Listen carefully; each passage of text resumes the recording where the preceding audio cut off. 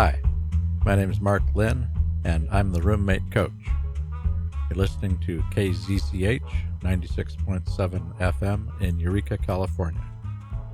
This will be episode 20 of the Roommate Coach. I'm going to be talking about upcoming interviews and also some changes in focus, you might say, of the website. So I guess I could call this episode 20 Interviews and the Website. That's probably a good enough title. Speaking of the website is theroommatecoach.com, and you can leave feedback there for me if you're interested. You could also leave feedback at area 707-362-8000. That's 707-362-8000. Anytime, 24/7. The motto at the Roommate Coach is world peace, one roommate at a time. Now, I may be modifying or adding to that motto in the near future, because as I've mentioned in the last couple episodes, my focus is shifting somewhat. In addition to roommate issues, I'm going to be discussing the various shared housing alternatives, since shared housing is what gives rise to roommates, and shared housing is also becoming a lot more popular for a variety of reasons.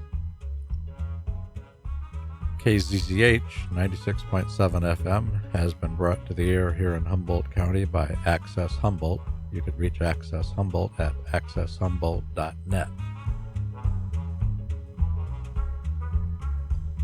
Before I get into the topic of my upcoming interviews, I'll give a little background and just maybe a quick recap for the change in focus here in my Roommate Coach show and on the website. It has to do with one of my favorite words, which is context. I think context is, in many ways, one of the most important things in almost any area. If you don't have context, it's harder to tell what's going on and what it means.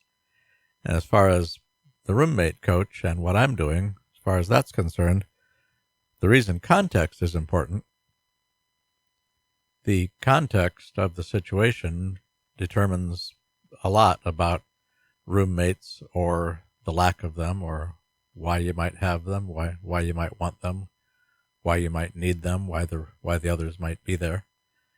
And this is kind of a roundabout way of explaining why I'm really pretty enthused about expanding. I'm not really changing as much as expanding my whole focus here to include not just roommates and the ways they get along and the ways they might get along better, but the context, which is the various reasons that they are roommates in the first place. And that brings me into the whole really interesting and rather large topic of shared housing. And it's the shared housing, I guess I could call it an industry. I don't know if that's exactly accurate, but the people involved in the various formats of shared housing, many of which are changing and evolving rapidly. These are going to be my initial targets, hopefully, for interviewees. I hope to, well, actually, I'll back up a little bit here. Might as well continue my recap. Just a quick description of the kinds of shared housing that I intend to be involved with here on the show and on the website, and where I hope to get some interviewees. I've got, I guess the initial category would just be plain old roommates, such as in college, student roommates, or getting roommates in an apartment. That's kind of not exactly a category. It's almost a sort of the absence of a category. The first category of shared housing that I tend to explore is what they're calling co-living. And these are operations like common.com, and I think there's purehouse.org. There's quite a few, especially in the bigger cities. Since this is a known industry and there are plenty of people involved in the operations and trying to find people to live there and give the people good reasons to want to stay there and tell their friends and so on, I think I should have a fairly easy time of finding some people to talk to about how it's going for them. And more specifically, in my interviews in general, I want to find out about that particular shared housing format and even that particular operation, depending on who it is I'm talking to. But I'm especially interested in how the roommate issue, and roommate can also mean housemate in some of these situations. I'm using it kind of loosely. But that's really the key to almost any form of shared housing, which is why I'm interested in talking to these people, is if the people involved living in the operation, whether it's just a couple people or a couple dozen or who knows how many, to the extent that they get along and really form a neat, viable community, and that's what a lot of the operations are promising. If that really happens, and I suspect it does, but that's what I want to find out, is just what's it like. Every now and then in some of the websites I've read, I see some occasional references to the issue of people getting along, that no one seems to want to make a big deal out of it, which is understandable because it's potentially kind of a negative, and generally when it comes to marketing, we tend to minimize the negatives and maximize the positives. But it is definitely an issue, as everyone knows, especially anyone who has followed the various roommate horror stories and everything on YouTube and places like that. So that's going to be one of my first categories of interviewees, is people involved with the co-living industry.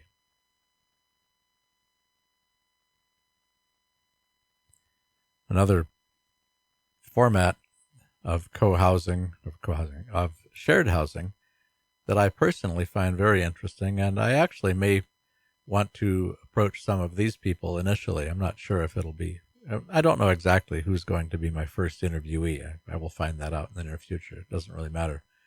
But one of the categories of shared housing that I'm really looking forward to talking to people, partially because I want to find out more about it myself. I've only recently become aware of what's known as co-housing, which apparently is much more popular in Europe, and especially in places like Finland, Denmark, Scandinavian countries. I guess it started in Denmark in the 1970s, and it's caught on quite a bit more quickly and more fully over there than here, although there is a fair number of operations here. Co-housing refers to basically a planned community where you own a home. It's an ownership situation. You own your home, but you also have partial ownership of what's usually known as a common house. There'll be a large facility somewhere right in the middle of the community.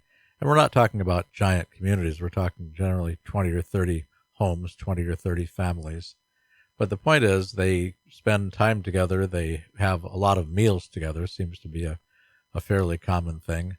They frequently will go together on large purchases. So, for example, if you were into tools and you wanted a big expensive table saw, you wouldn't necessarily have to buy it all by yourself.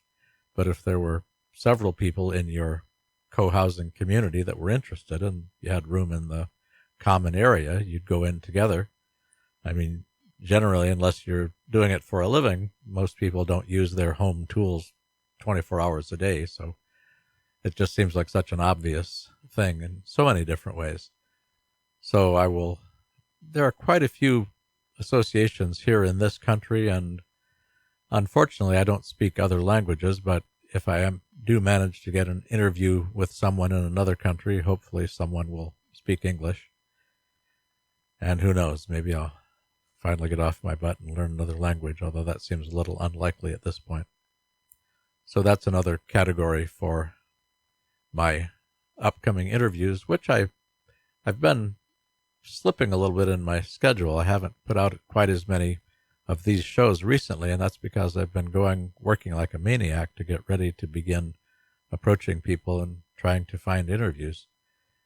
So for that matter, if anyone out there listening to this knows of anyone involved in any aspect of co-housing or housing in general, anything to do with roommates, they think might be a good interviewee, feel free to let me know. You can contact me. And on the breaks, I mentioned the website and the telephone where you can contact me. And I guess this is as good a time as any to have a quick break and once again remind people that you're listening to KZZH 96.7 FM in Eureka, California. My name is Mark Lynn. I'm the Roommate Coach, and this is episode 20 of the Roommate Coach. I'm talking about upcoming interviews, and I intend to talk a little bit about how my website, theroommatecoach.com, is changing focus somewhat. Theroommatecoach.com is where you could leave feedback using the contact link on the homepage. You could also leave feedback for me at area 707-362-8000, 707-362-8000. And as I mentioned, if you happen to know of someone that you think might be a good interviewee, or maybe you yourself, you can leave me that information if you would like to. That would be super. KZZH has been brought to the air here in Eureka by Access Humboldt. You can reach them at accesshumboldt.net.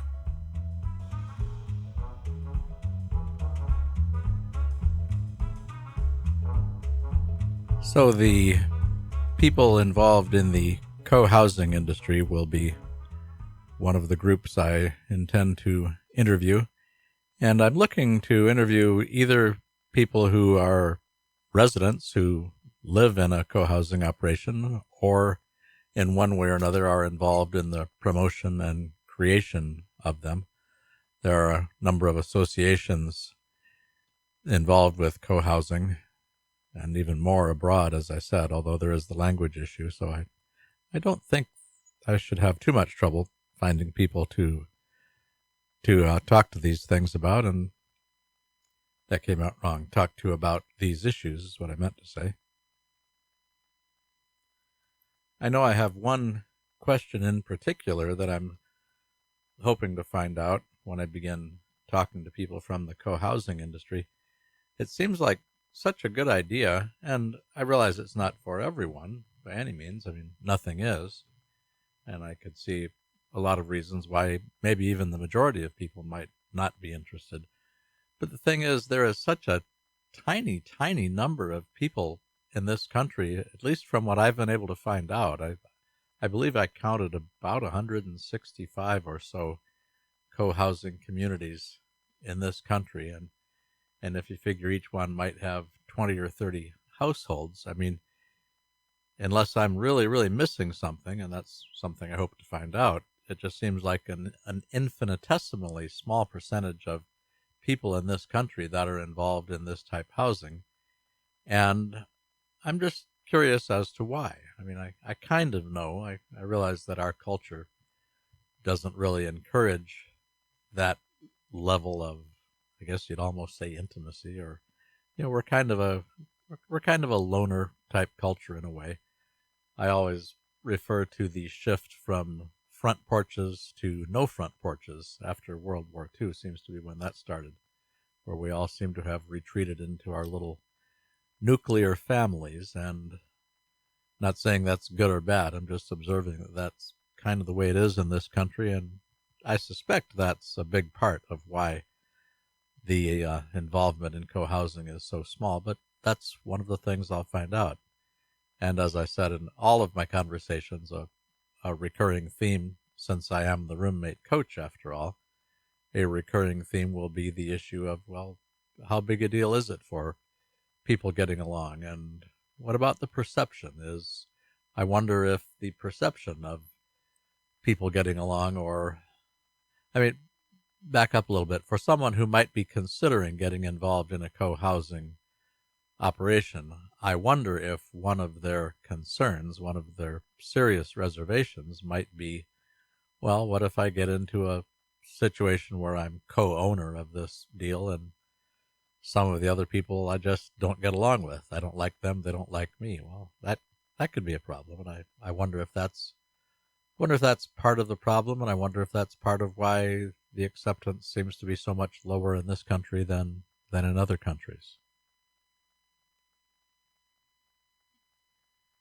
Well, moving on, talking about the kinds of co-housing arrangements that I hope to find out much more about when I begin interviewing people that are involved in them. The next one on my list is what I refer to as multi-generational. This, as I've discussed in a few of the past episodes, this is something that is largely promoted by government agencies. It seems like it's the scenario is pretty standard. An older person living at home has some space available and would like to have someone living there to be available for companionship and security, and maybe to help around the house if someone's older and not able to do as much stuff and maybe do all the repairs or whatever. So in return for helping out, in return for providing some of this, a younger person gets a place to stay with reduced rent or even no rent. It's all obviously negotiable. And one thing that occurs to me as I begin to explore these types of housing arrangements, another bit of puzzlement, it sounds like a really great arrangement. And again, it's one of those things that, according to reading I've done, it seems to have gone over quite well, and seems to be even enthusiastically supported in some cases in places like France. There's a really neat, can't remember the name of it, but I'll post it in the show notes on the YouTube on the website.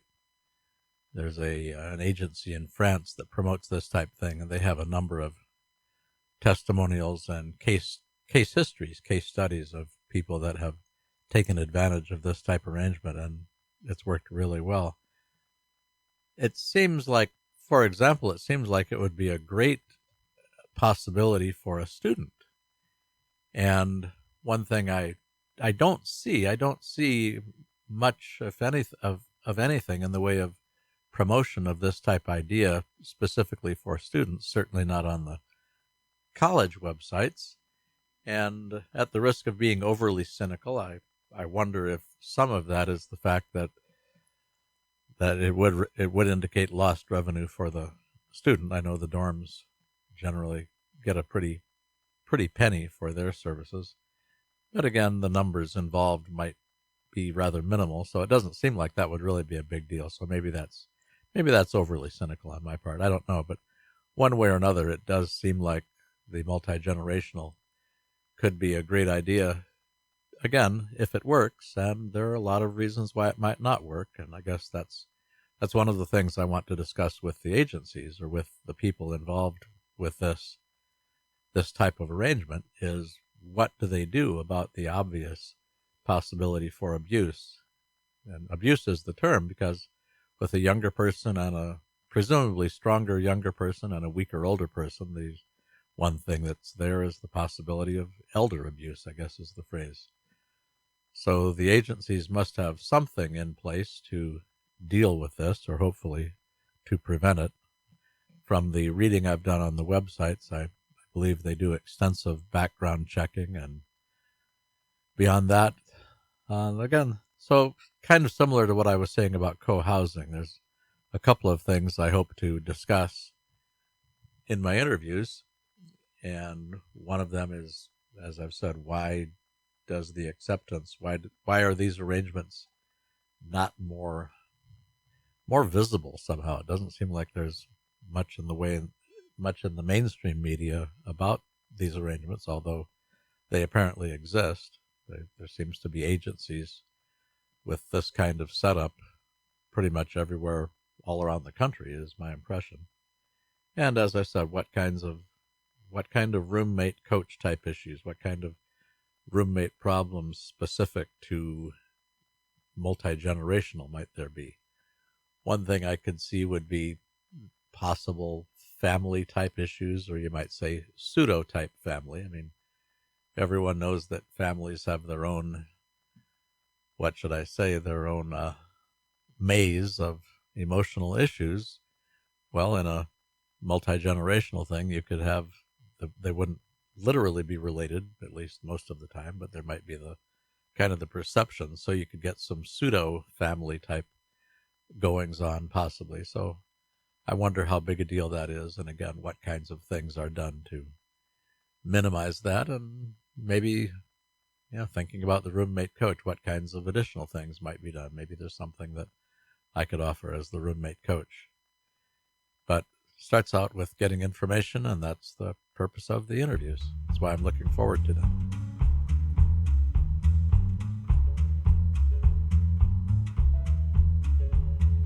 You're listening to The Roommate Coach.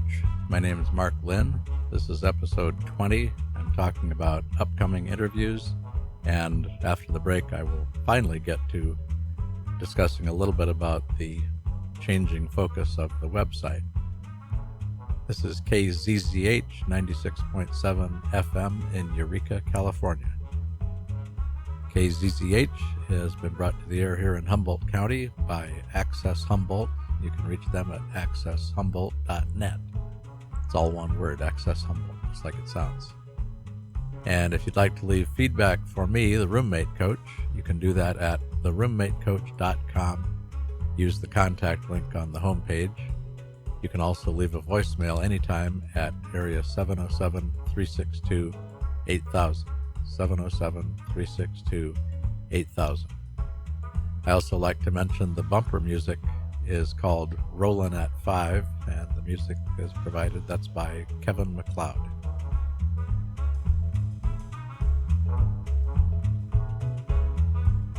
The other topic I wanted to cover in this episode is a little bit about my changing website. For one, I've been doing a lot of work recently on the design. I think the website is looking quite a bit better. The early iterations of it looked, I think, a little on the amateurish side. I think it's starting to look a little bit better and maybe a little more contemporary. That's been my goal anyway. But the other thing, the primary thing about the website is beyond focusing on roommate issues and providing as much information as I can about the various kinds of roommate problems and, more important, what can be done about them. I think it's really good news. At least this is my message, is that much of the time they're unnecessary and they, in many cases, can be helped. But I'm going beyond that with the site. As I've said, I'm seeing a larger picture, which is the various housing arrangements, shared housing in particular, that, I mean, if we all lived alone, there wouldn't be any roommate problems because there wouldn't be roommates. So because we have shared housing, and with all indications with our economy and increasing population, we're probably going to have more and more of it in years to come. So that's the other kind of the parallel purpose of the website, is I want it to become kind of almost a clearinghouse or a repository of information about shared housing, the pros and the cons. Since I'm not in the business, I don't have any particular axe to grind or any particular bias one way or another.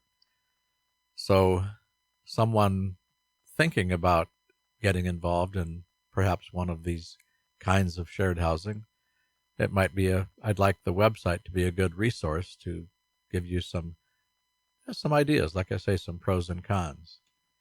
Now, beyond that, one of the things I intend to discuss and explore in the various interviews I'm planning, hopefully coming up as soon as possible, as soon as I can arrange them.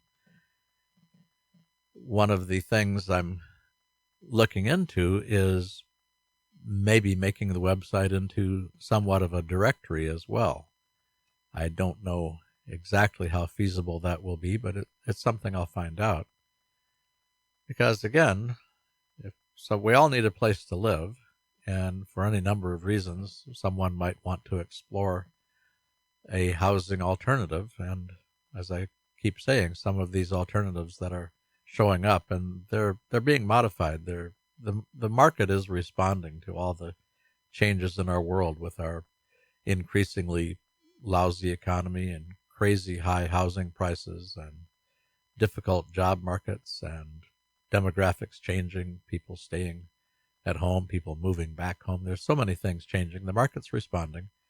And if you're going out looking for a place to live, or if you're helping someone in your family or someone you care about, I want the website to be a place that will help. And again, objectively, pros and cons. I mean, maybe the roommate issue, for some people, maybe certain kinds of shared housing really wouldn't be the right thing. So that's my goal, is for the website, for the roommatecoach.com, to provide that purpose, to give you the information about the different kinds of housing, to give you the pros and cons. And again, if it works out that way, if I can turn it into a bit of a directory as well. So let's say you decide that you're interested in co-living. You're moving to New York, let's say. Well, one thing the website can do is provide some information, contact information about the various homes, various co-living arrangements in New York. Now, if I sound like I'm uncertain about this, it's because, let's face it, we all know how to work Google at this point, and it may be that a directory would just be redundant and wouldn't really be worth the effort. I don't know. It's also possible that it could be a particular kind of a directory, maybe from the perspective of, well, what about the housemate issues? So that's what I'll find out, but it's on my list. One way or another, I want the website, I want the roommatecoach.com to be as informative and objective and useful as it can be for anyone who's exploring shared housing alternatives, and maybe even if someone's a little bit uncertain about the shared aspect, maybe they're not quite sure. Well, I want the website to be able to help with that bit of uncertainty as well, help you make informed decisions, as the saying goes.